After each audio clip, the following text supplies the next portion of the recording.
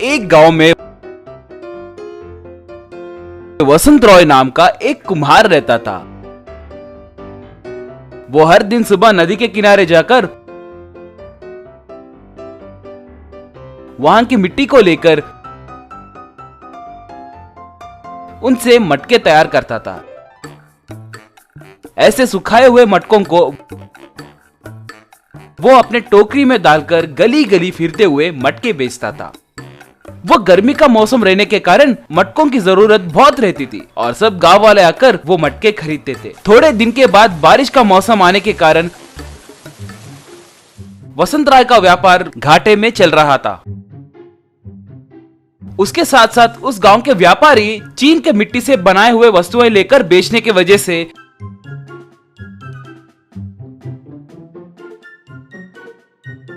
गांव वाले मटके खरीदना बहुत कम कर दिए। वसंत राय की परिस्थिति दिन ब दिन बिगड़ती ही जा रही थी। एक बार घर के पास पत्नी, ओ जी, हमारी स्थिति ऐसे और कितने दिन रहेगी जी? पता नहीं री, हम मिट्टी के भरोसे ही जी रहे हैं। अब उस ऊपर वाले की दया है। ओ जी, कम से कम जंगल जाकर लकड़ियाँ लेकर आइए जी। खाना पकाने के लिए भी लकड़ियाँ नहीं है। ठीक है, कहकर जंगल में चलने लगा। जंगल में एक सूखे हुए पेड़ को देखकर, ये पेड़ बहुत अच्छा है सोचकर कुल्हाड़ी से उसे मारने लगा।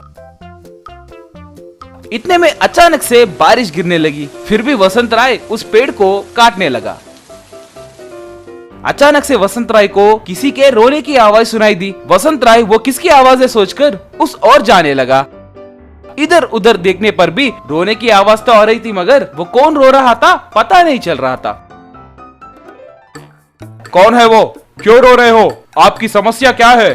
तब एक छोटा सा लिलीपुट वसंत राय के बगल में आकर गुरु गुरु कहकर चिल्लाने लगा। वसंत राय इधर उधर देखने लगा, मगर वो दिखाई नहीं दिया। ओ गुरु नीचे देखो, नीचे सर झुका कर देखो कहकर पुकारा। वसंत राय तब नीचे देखा कि वो लिलीपुट को देखकर आश्चर्यचकित हुआ। कौन हो भाई तुम किस देश से आए हो? देखिए, मैं बागमती साम्राज्य का युवराज हूँ। मेरे राज्य में आए समस्या के परिष्कार के लिए यहाँ वहाँ फिरते हुए रास्ता भटक कर यहाँ पर आ गया हूँ।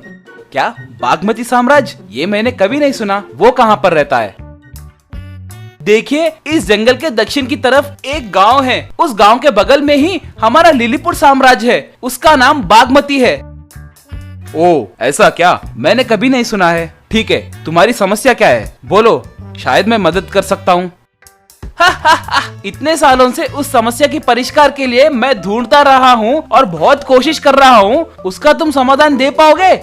ठीक है, क्या पता तुम कर पाओगे शायद। इस बारिश की वजह से जंगल से बहुत सारा पानी हमारे गांव में आ रहा है और हमारे सारे घर पानी में बह जा रहे हैं। उस वजह से हम निराश्रय होते रहते हैं और हर साल हमें नए घर बनाना पड़ता है। और इस समस्या का परिष्कार जो भी निकालेगा वही हमारे राज्य का राजा बनेगा कहकर हमने नियम लगाया है। उस नियम के प्रकार हमारी गांव की समस्या के परिष्कार के लिए मैं ऐसे आया हूँ। ठीक है, मैं तुम्हारी मदद करूंगा। उसके बदले तुम मेरी क्या सहायता करोगे? क्या तुम सच में हमारी गांव की समस्या का परिष्कार करोगे? तो मैं तुम जो चाहो वो दूंगा। वो दोनों एक समझौते पे आकर वो युवराज वसंत राय को अपने साम्राज्य के पास लेकर गया। वसंत राय उस छोटे से लिलीपुट गांव को देखकर भले भले यूं सोचा। लिलीपुट गांव वाले सब एकदम से वसंत राय को देखते ही डर कर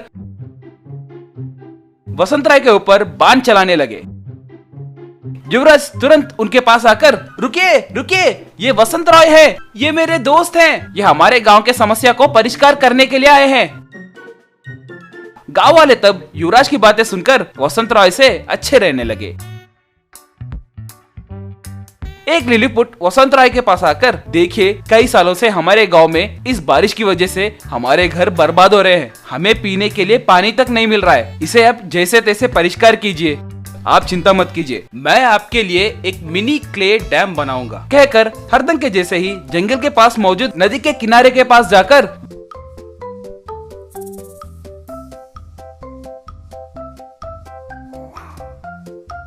वहां के मिट्टी को लेकर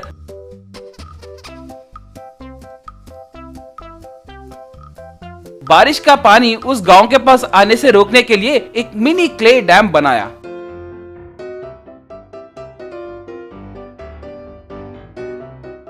वसंत राय तब लिलीपुट गांव वालों से, देखिए अब से जंगल में से आने वाला पानी सारा इस डैम के द्वारा आपके गांव में आने से बचाएगा, और ये मिनी डैम मिट्टी से बनाने के बावजूद भी बहुत मजबूत है, इसीलिए ये पानी भी जमा करेगा। उस पानी को आप लोग साफ करके पीने के लिए इस्तेमाल कर सकते हैं। लिलीपुट युवराज को मिनी डैम का आइडिया बहुत पसंद आने की वजह से वो लिलीपुट राज्य वाले वसंत राय का सम्मान किए और वसंत राय को बहुत सारा सोना और पैसे देकर उसे भिजा दिए, और वसंत राय उतने सारे सोना और पैसे लेकर खुशी से जीने लगा। जुमरा नामक गांव में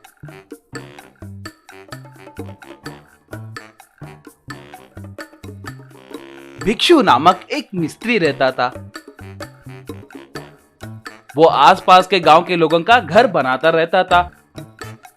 एक दिन उस गांव के प्रेसिडेंट से भिक्षु, प्रेसिडेंट जी, सरकारी घरों का काम खत्म हो गया, मुझे देने वाले पैसे दिए तो मैं मजदूरों को दे दूंगा। कमाल करते हो भाई, सरकार के पैसे आने के लिए कितना वक्त लगता है तुम्हें पता है ना? 1 हफ्ते के बाद देखो। देखिए, ये कहानियाँ आप किसी और से बोलिए, मुझसे नहीं। सरकार ठीक समय पर पैसे देती है, ये मुझे पता है। वैसे मैं एक नया घर बनाने की सोच रहा हूँ, मुझे मटेरियल खरीदना है। अगर आप पैसे किए तो क्या करना है मुझे अच्छे से पता है, सोच लीजिए।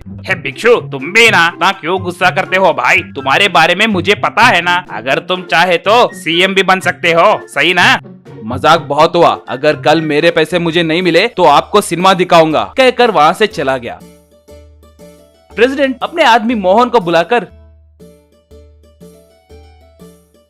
रे मोहन, ये हमें ही वार्निंग देकर जा रहा है, लगता है इसकी चर्बी बहुत चढ़ी है। उतना ही नहीं कि बनाए घरों में हमें हिस्सा नहीं देते हुए उल्टा हमें ही डरा रहा है। देखो, कल उसके पैसे दे दो, मगर उसे इस गांव में रेती के अलावा लोहा, सीमेंट ऐसे कुछ भी नहीं मिलना चाहिए। नया घर बना रहा है ना, वो कैसे बनाएगा मैं भी देखता हूँ। अगले दिन भिक्षु को मोहन पैसे दे दिया।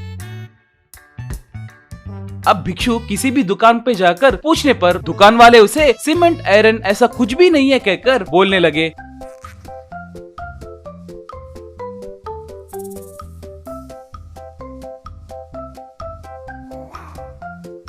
वो निराश हुआ और घर आया। भिक्षु अपने पत्नी दीपाली से, ये सब जरूर उस प्रेसिडेंट का करतूत ही है, नहीं तो हर दुकान में भर भर के सामान है, फिर भी वो लोग मुझे सामान नहीं है कह रहे। तो क्या हुआ जी, बगल वाले गांव से मंगवाएंगे ना, तब उसे सबक मिलेगा। मैंने वो भी कोशिश की है, बगल वाले गांव में रेट दुगना बोल रहे हैं। अगर वो खरीद कर घर बनाए तो हमारा काम तमाम हो जाएगा, कम से कम हम स्लैब तक नहीं बना सकते। तभी वहाँ पर भिक्षु का दोस्त राजेंद्र आया। 200 साल पहले ये आयरन सीमेंट के बिना लोग घर कैसे बनाए होंगे, और वो अब के इमारतों से भी बहुत मजबूत रहते थे। उस जमाने में रेत, चूना पत्थर, अंडे का सुना, वो सब मिलाकर बनाते थे, ऐसा मैंने हमारे दादाजी बात करते समय सुना था। वैसे भी आजकल उस तरीके से घर कौन बना रहा है? हम बनाएंगे रे, हमारे गांव में ऐसे पुराने जमाने के तकनीक जानने वाले एक बुजुर्ग हैं, वो हमारी मदद कर सकते हैं, कहकर उस गांव के बूढ़े के पास लेकर गया। उसे देखकर राजेंद्र से भिक्षु, रे ये साइंटिस्ट है ना, ये हमें सीमेंट के बारे में क्या बताएंगे? वैसे इन्हें क्या पता होगा? रे इन्होंने बहुत सारे किताबें पढ़ी है, इन्होंने मुझे इनके घर में काम करते वक्त सिर्फ रेती का ज्यादा इस्तेमाल करके घर कैसे बना सकते हैं, उस जमाने में राजा लोग महल कैसे बनाते थे, वो सब मुझे बताते थे, इसीलिए तुम्हें इनके पास लेकर आया हूँ, वो जरूर हमारी मदद करेंगे, कहकर साइंटिस्ट के पास लेकर गया। वो लोग उन्हें अपने समस्याओं के बारे में बताए। उनके बातें सुनकर साइंटिस्ट रेत और थोड़े चीजों का इस्तेमाल करके सैंड हाउस कंस्ट्रक्शन कैसे बनाते हैं उन्हें बताया। वो उनका शुक्रिया अदा करके भिक्षु राजेंद्र दोनों मिलकर सैंड हाउस को बनाना शुरू किए। सिर्फ 2 ही महीनों में रेत से घर बनाने के कारण गांव के लोग उसे हैरान होकर देखते रह गए। उस घर के बारे में मोहन प्रेसिडेंट से बताया। तब मोहन से प्रेसिडेंट, क्या सिर्फ रेती से घर बनाया? यानी वो जरूर पागल बन गया होगा। ठीक है, बनाने दो, कल के दिन हमारे बनाए घरों में कुछ समस्या आए तो भिक्षु ने सभी घरों को ऐसे ही बनाया है कहकर उस पर इल्जाम लगा सकते हैं। भाई आप उसे कम मत सोचिए, वो एक मिस्त्री रहने के बावजूद भी खुद का घर बना रहा है तो समझो कि कुछ तो बात है। अगर उसका घर सक्सेस हुआ तो सोचो हमारा काम तमाम हो जाएगा। अरे तो हमें भिक्षु को आसानी से नहीं लेना चाहिए, आज रात ही जाकर उसके सैंड हाउस को नाश करके आएंगे।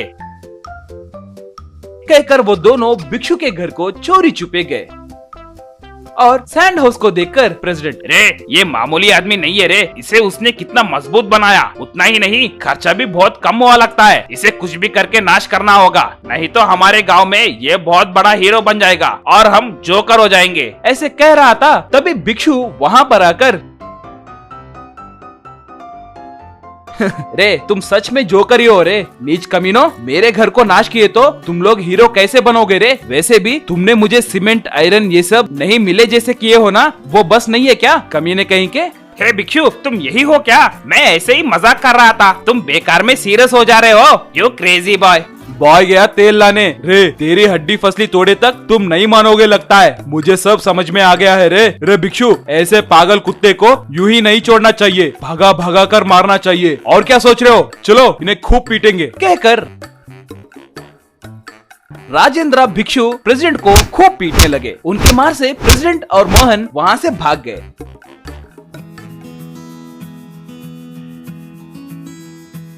उसके बाद प्रेसिडेंट और मोहन सैंड हाउस के आसपास भी नहीं दिखे। उतना ही नहीं वो सैंड हाउस आसपास के गांव में बहुत मशहूर हुआ। उनके जैसे घर बनाने के लिए लोग भिक्षु को पूछने लगे।